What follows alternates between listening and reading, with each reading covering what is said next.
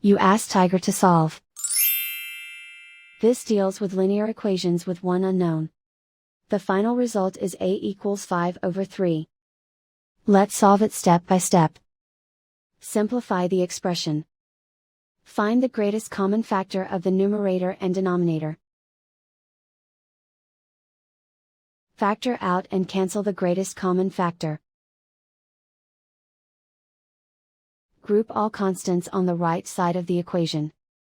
Add 1/3 to both sides.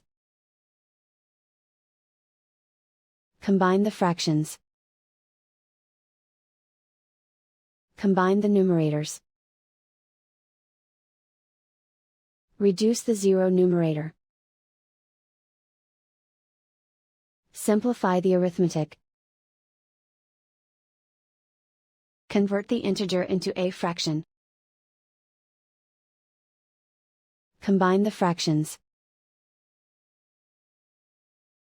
Combine the numerators. Isolate the a. Divide both sides by 5. Simplify the fraction.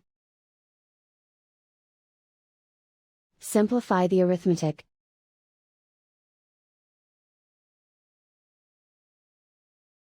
And so the final result is a equals 5/3.